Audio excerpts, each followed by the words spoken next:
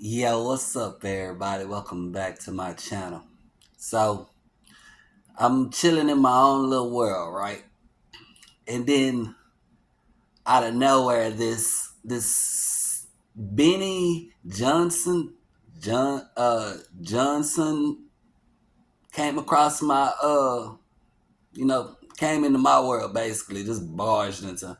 You get me? Came across my mind. So I decided to look at it.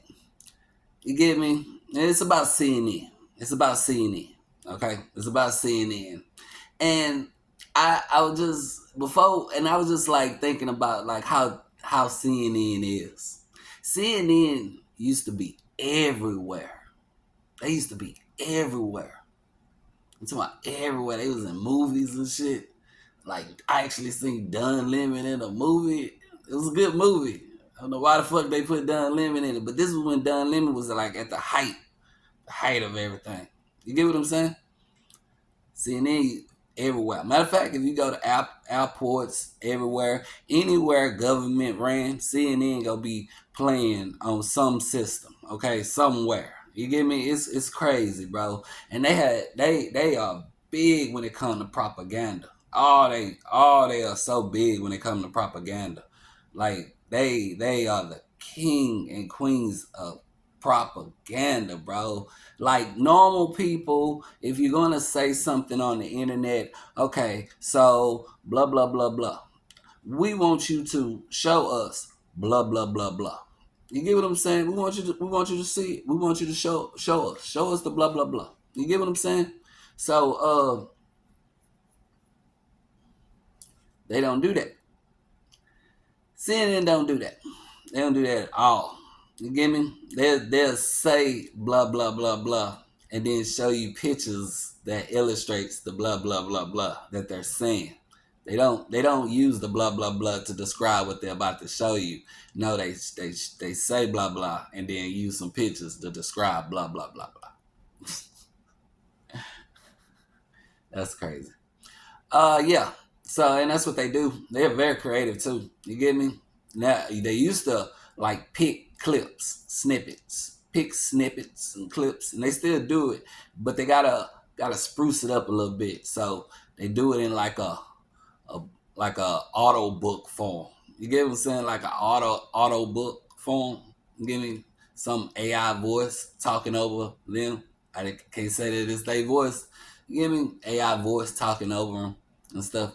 Anyway, so when I seen what was going on, I had to show y'all. So I reached for it, and we are gonna get to listen to it and see how CNN paints this guy by the name of Tim Dillon, and pretty much any comedian who says anything about what's going on in the world, anything good about Trump or something like that, how they paint them as conspiracy theorists and the enemy of America and stuff. I don't know. Look, let's jump into it. That was a long ass monologue, wasn't it? But I talk. Let's jump into it. You can tell around the CNN office, the staff just talks about Joe Rogan like he's Voldemort. All right, here we go. Here's the clip that they aired on broadcast. All right, so here's the Tim Dillon clip on broadcast. It's spectacular. You're gonna love this. Here we go. The return of President Trump to the White House has also led to a surge in the popularity of right-wing comedy. One rising star in that world, Theo Von, was the opening act for President Trump when talking to U.S. troops in Qatar. One of the most famous suntans in the world is here today, Donald Trump. So, oh yeah, that dude's got the best one. Hell yeah. Oh, he's got a tone of his own, man. That guy, he sunbathes at a Sherwin-Williams, dude. So here's Ellie Reeve on comedy's rightward swing and the faces at the forefront of it. I don't have any friends in LA. I'm just friends with RFK and his wife. And that's all I need. That's all I need. Yeah, they're amazing. His wife Cheryl is the actress from Curb Your Enthusiasm. She's so sweet and optimistic. And, you know, he's less optimistic because the CIA killed his whole family. I don't do it anymore, man, and I'm not doing it. You're way up with cocaine more than anything else you can think of. Cocaine will turn you into a damn owl, homie. You know what I'm saying? You'll be out on your own porch, you know. Comedy has changed. There's a hugely influential. I don't know who this chick is that's doing this interview and this narration and this, voiceover. But she's so fake. She's so fake. You get me? You take, like I said, they take clips out of context, right? They take clips out of context. And then they just show the worst ones. They show the worst ones. Then she jumps in with, comedy has changed. Comedy has changed. Like, oh my God. My God. Miss, stop. You get me? Then she got this dull look on her face. Like, you catch her at one moment, like trying to fall back into that role. It's like that same role of that white chick who acted like nonchalant while she was talking to Drake or all those rappers and shit. The one that fell off and shit. You know that white girl. I don't even know how to say her name. Yeah, she like that. Playing the liberal ditzy type whore like looking like I don't know, bro. She looked like an OnlyFans model. She looked like she got picked on when she was fucking kid. She looked like she got picked on when she was a kid, and she found out that if she just puts out, guys that like her more. That's how she looked like she quick to sleep her way to the top. I know that. You get what I'm saying? Man, I don't know, man. I don't know. I started thinking about assumptions. Like, they're really trying to blur the line from assumptions. They don't want you to have no assumptions, not to be able to tell what is what. Whatever you see should be confusing to you as we're trying to make it. You get what I'm saying? That's crazy. Continue. Group of comedians with a kind of right-wing countercultural vibe. Tim Dillon, Andrew Schultz, Tony Hinchcliffe, Shane Gillis, Theo Vaughn. They're friends, they're in Joe Rogan's orbit, and they podcast. Some of them with very powerful people. You drink coffee, man, or no? Nah. Really? These guys all have Netflix specials, but most of their work by volume is podcasts. Endless hours of podcasts. They talk about current events, in part, Tim Dillon said, because the YouTube algorithm rewards it. These tariffs are for the Oompa Loompas. There's a number of these rising star, new media comedians who have decided to throw their hat in directly with the right side of the American political spectrum, who are ascendant. I don't think you can deny that. They so fake. I guess you get a Jewish person or a Palestinian person. I don't know what he is. I don't care. He's there just to stroke the hate, because that's what they do. They stroke hate. You get what I'm saying? Oh, they hate us or some shit like that, or their descendants or some. You get what I'm saying? Ascendants or something. You get me? Like, I guess you rise from the. I don't know, bro. I don't know, bro. This really is really sad. The manipulation tactics that they use. Republicans are the party with a good sense of humor. Trump's campaign did see potential in their audiences, and he had a strategy of reaching young men on YouTube through a significant podcast tour. More did vote for him in 2024 than in 2020. Barron is 18. He's handsome. He's tall. Yeah. He's rich. He's got the whole ball. He's unleashed in New York City. Are you sure you want to reverse Roe v. Wade now?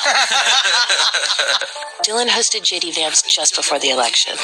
Okay, Kamala Harris is the person who, when you tell a really funny joke, she says, "Well, that was like kind of offensive." Right. Yeah. Did you find him to be authentic?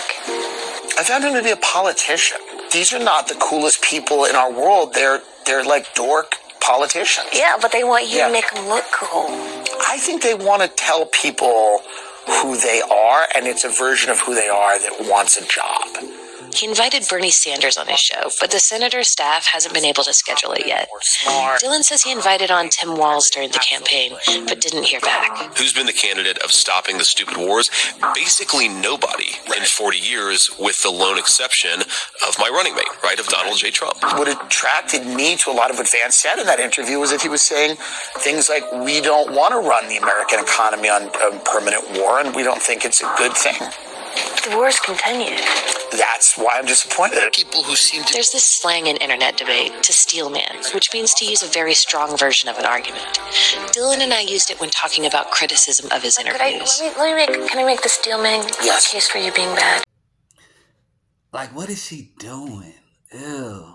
You get what I'm saying? Look how she's acting like she's a dominatrix or something. I don't know. Are you trying to have a sex appeal or something? What the fuck is this? You get me? Look at this is retarded to me. Okay, this is games. These are games, manipulation tactics. Yes, absolutely.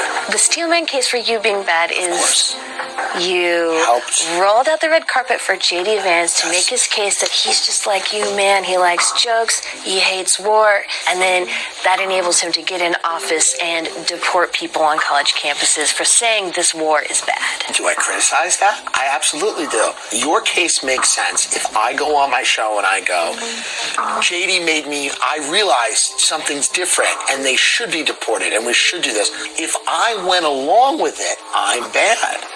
I'm saying I don't agree with that. Don't deport these people. It's absurd. So if J.D. Vance wants to come on my show and goes, hey, I believe this, that, and the other thing, and I go, that sounds good. But then in practice, he does the opposite thing. I call him out. And if you don't call them out, that's when you suck. If you can both be attaching yourself to a wildly famous person like Donald Trump and also be labeling yourself as countercultural, even as you ask, frankly, not very challenging questions, that's a real sort of combination. It's kind of a magic trick that they've pulled, but it's a good business model. But they don't back every Trump policy. There are some cracks in this loose coalition, especially over the idea of war with Iran and the war in Gaza. Well, that's one thing that Trump said. If I get in there, 24 hours, the war's over. That's a tough one. 24 is tough. That's obviously. But hopefully they figure it out because it is, it's unfortunate. Yeah, it's fucking crazy. The human toll is unreal. Like, I'm kind of conflicted about Trump, like, with his, stance on Gaza, right? To me, that's like... I totally disagree with him on it, and it's like, it's hard to reconcile it in many ways. I guess I'm curious whether you think or expect or hope that just as these politicians have seen something to gain in your audience, do you think they'll listen at all? Her acting sucks. Do you think they'll listen at all? What is... Will politicians listen to their constituents? Yeah. What a great question with an unknowable answer. I mean, I think a lot of people elected Donald Trump hoping that we were not going to continue foreign wars and spending American money for foreign wars. This is the whole thing. Everybody campaigns on a laundry list of things they're going to do, and are they going to do them, and are they going to listen? I mean, it's a great question. Ellie Reeve, CNN, New York. The news continues right here. I mean, I gotta hand it to them. I don't know if CNN thought this made them look good or what, but they look like really stupid. Pretty much as stupid as they always looked. That is so crazy. What's crazier is that people actually watch this. They actually get their news from this. You get me? Look, the way it is it's just two sides of a coin. You get me? I see it as climbing a mountain and having to use both sides to reach the top. That's it. At one point, you might need to climb a little high on this side, then jump over to this side and go up some more, and then jump back over to this side. At one point, Democrats were actually the party of the people. Now they're not. Now Republicans seem to care more, so we climb to this side and we sit here until we see what other hold we have. But the goal is for humanities to go up. To go up.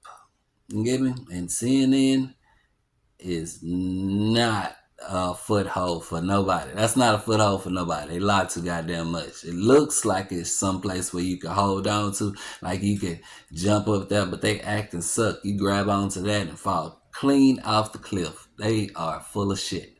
Anyway, talk to y'all later. Jolene,